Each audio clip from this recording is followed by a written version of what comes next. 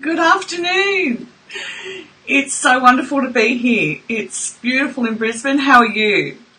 Today we're going to look at a very, very important subject which we can tend to believe isn't part of our life, but actually is.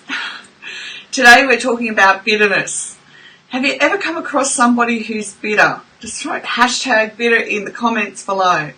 And often we can tell that they're bitter because it just exudes out of them. It's rather like our anger scenario. And if you're here today, just say hi. Hi Sarah, great to see you here. And it's wonderful to be doing this work. Yeah, we all know somebody who's bitter.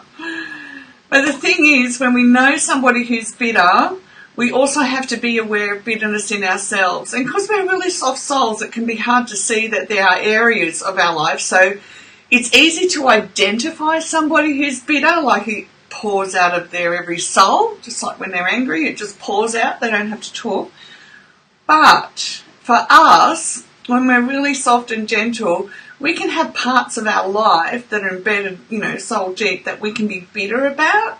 So we need to identify it not just in others, but in ourselves as well.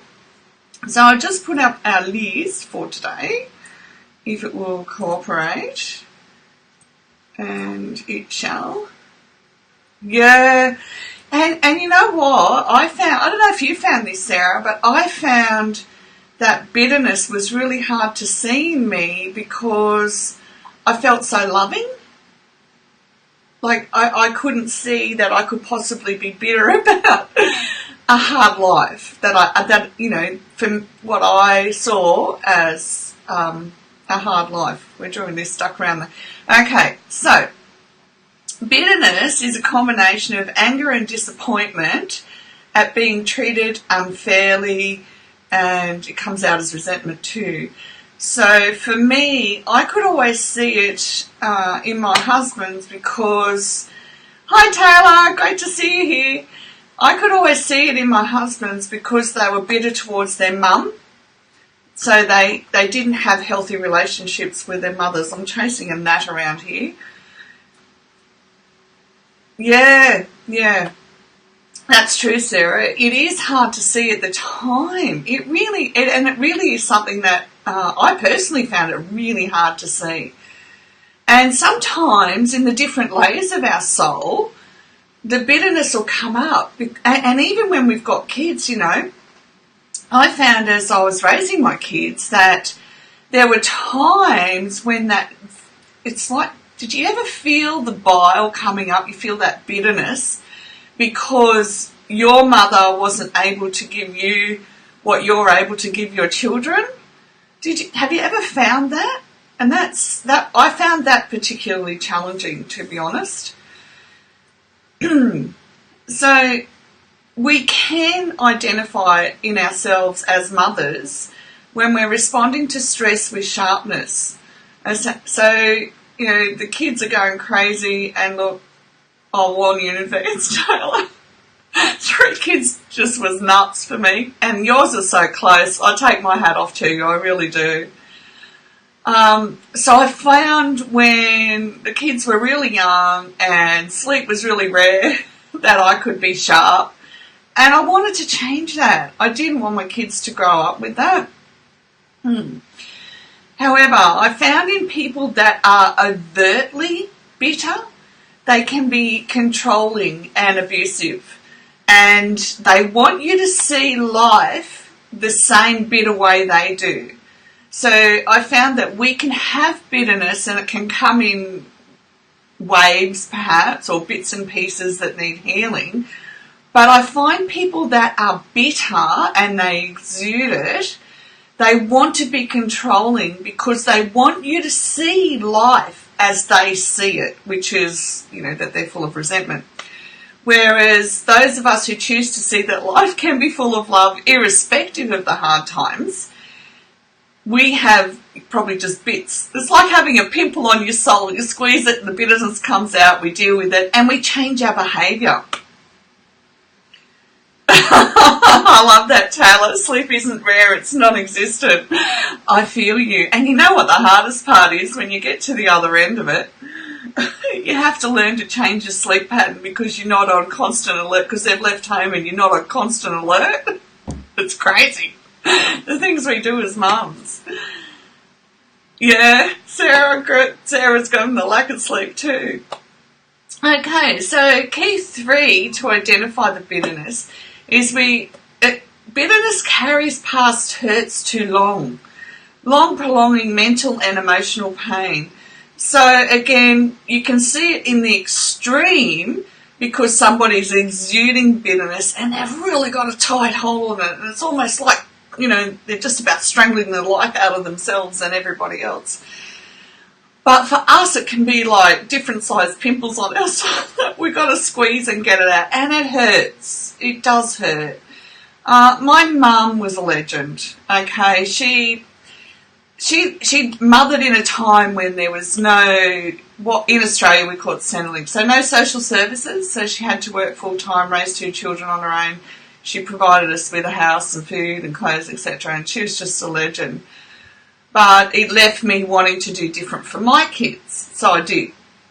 And that's neither right or wrong, but I know that over the time as I was raising my kids, the pimple had burst and I'd go, oh, that tastes really awful. Because I'd held on to long emotions at the time that I wish my mum could have had more time for me. Okay? And it can be things like this that really shift our hearts. But the thing is, when we're releasing it and the bitterness is going, in the end, even though we have a cry, and for me, keep Kleenex in business, we can do a hashtag, I keep Kleenex in business, because I'm convinced I do. It is good that it's gone because then we can be filled with more love for all of those around us as well.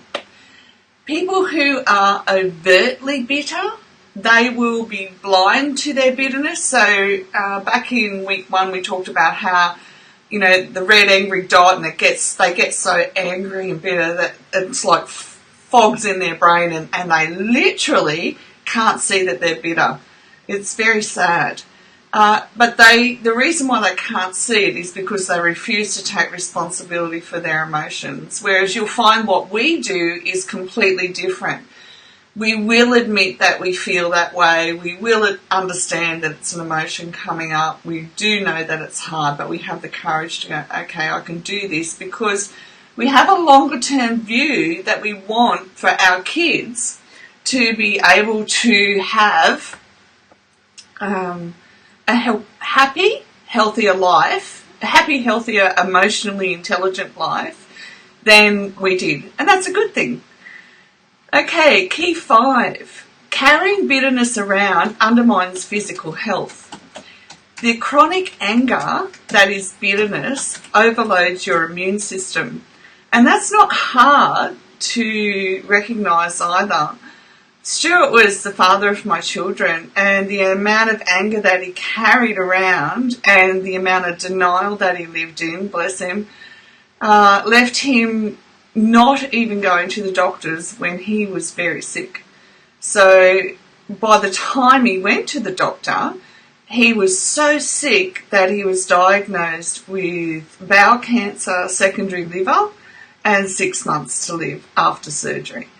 That's a whole other chat show, but, I said to him, if you don't deal with this anger, this bitterness, then it will kill you. You can literally see it eating them from the inside out. So we want to deal with it when it comes up, and we want to own that we can be bitter too, and it's not a bad thing. It's not the end of the world having negative emotions, because we grow from them and we change our behaviour. How awesome is that? It's a very healing process, but it does take courage, okay? Learning to forgive is a must. I don't know if you've seen the one I did where I explained forgiveness from a Hebrew perspective. I found forgiveness really hard when a counsellor first said to me, you need to forgive, and I'm like, yeah, right. That's not going to happen.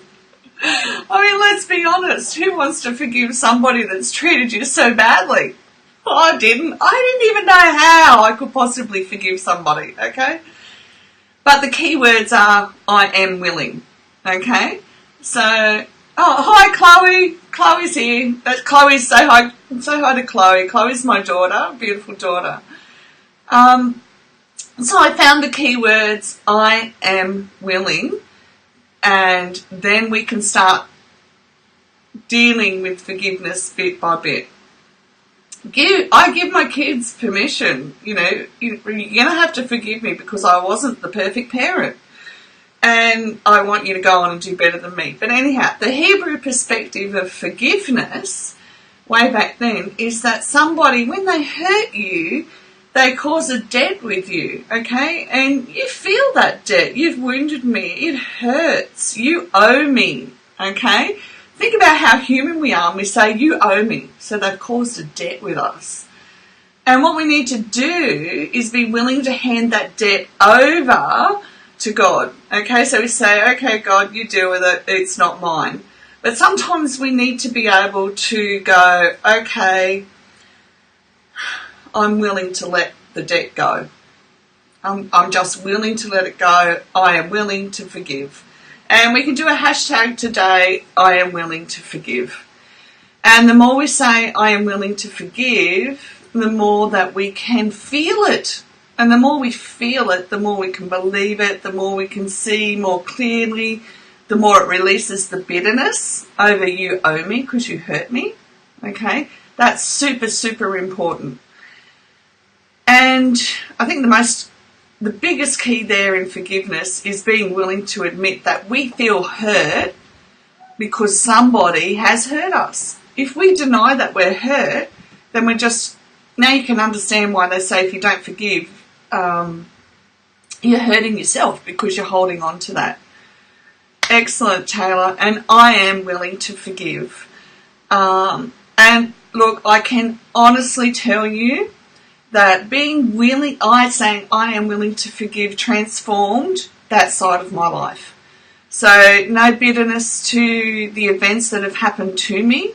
I think if there was something I needed to work on in forgiveness, it would be willing to forgive the people that broke into my children's home this year and hurt my children. They're young adults, I know, but they're always your kids. You know that, girls. So yeah, that's on bitterness today. Own if you're sad and you're frustrated and any form of being ticked off, let's be strong enough to own it and then go, it's a secondary emotion. I need to know why I feel this person owes me.